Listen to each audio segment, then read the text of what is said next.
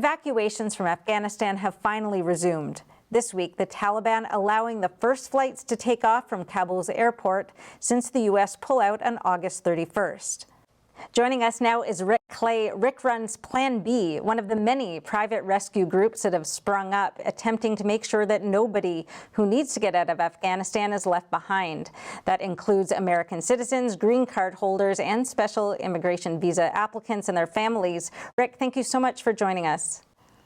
Thank you for having me. I appreciate it. There's lots to talk about, but perhaps could you just start by giving us a bit of your background? How is it that you're involved in this kind of mission?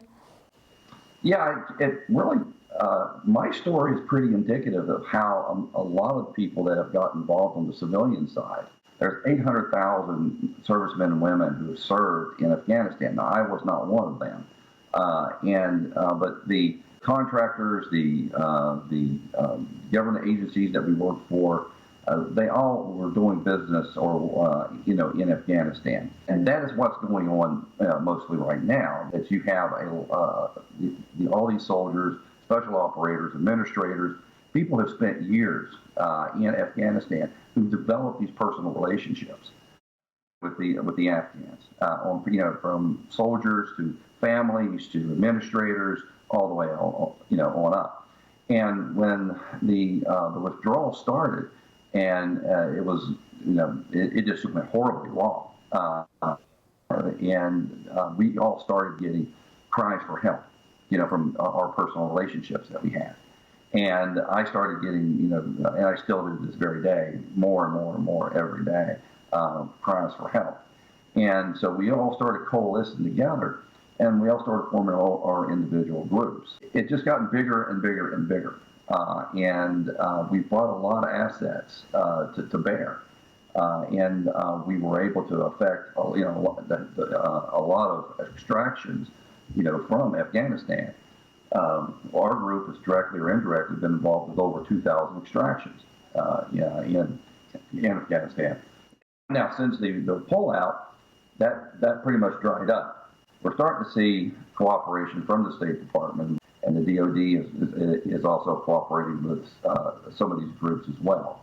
And so we're seeing a little bit more coordination with the civilian effort now. And the sad part is it should have been a hell of a lot earlier than this. And because we had the means to get aircraft in, we had the means to get our manifested people there and brought out. And if they were brought out to a designated refugee center, they could have been processed properly. And that was the whole thing.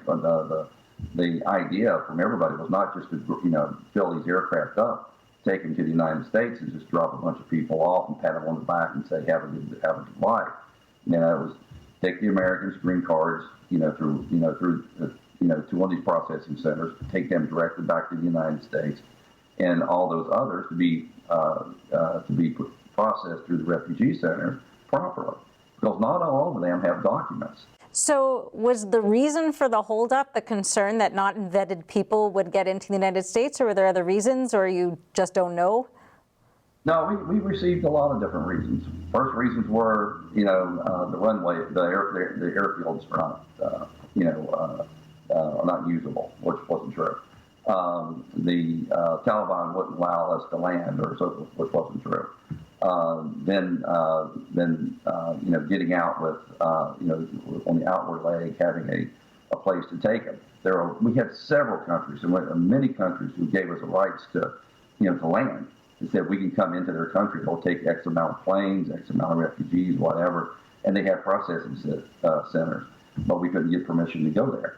And so then it turned out we have to look at your manifest list. And the argument is, well, most of the people they took out in those C-17s out of Kabul during the evacuation, they didn't know who they were, but they still did it. In order for any plane to leave at this point, you need the State Department, but obviously you also need the Taliban to clear planes for takeoff. So what's it like dealing with the Taliban right now? How cooperative are they being? So our personal experience so far has been good. I mean, I hate to say that. We're dealing with the Taliban. We all know who the Taliban are, and trying to make them out to be the good guys is a stretch, and it actually makes people like me sick to even say that. But we were dealt a certain card. They are in charge. They do control it. You have to talk to them. But there's no illusions. There's a lot of danger in getting these people onto these aircraft, or whatever other ways that we go. The sad part is that window is closing, and this is my personal opinion, and it's based upon what I'm hearing from these other groups as well. And is this window of being able to get these people out in mass is closing, and unfortunately, these Americans, it's not just Americans, by the way. These are NATO, also other NATO nation citizens that were part of the coalition forces. So it's not just us, because we have Canadians, we have Australians and Brits, we Japanese, that are on our list, and we even have over 100 children on our list, and one is 5 days old. She was born on a bus, and so we have that. We know there's dangers in getting these people here in there, but that window is closing, and where you can get these people out in mass, and unfortunately, they're becoming commodities. The Taliban are going to use these people for the cash. They're going to use it for legitimacy, political pressure, so that they can receive humanitarian aid, or they're going to use it for recognition of their government, and we have to deal with it. There's no other way around it. There's very, very few options, and I've heard that the international community will put a lot of pressure on Afghanistan if they don't do X, Y, and Z, and so forth. And that's really it sounds ominous, but really it's not, because they have another source of support, and that's basically China. There's also reports that the Chinese regime wants to take over Bagram Air Base.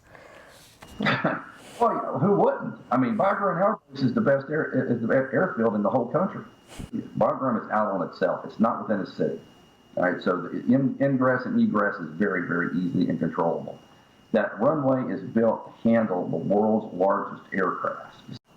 Do you know how many, so not just Americans, but NATO ally foreign nationals might still be out there? And are they spread across the country, or are they, more centralized because they've moved, or that's where they started out?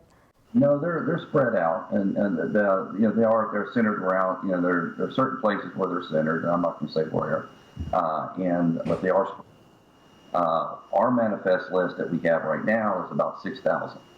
And it's grown from 4,800 to 6,000, and it's growing every day. And we've submitted that already to the State Department. So that's foreign nationals, or does that include the Afghans as well? No, that includes everybody. That's everybody from green card holders, U.S. citizens, people have the SIP packages, the high-value targets, and, of course, all of their families, as well as some NATO personnel as well.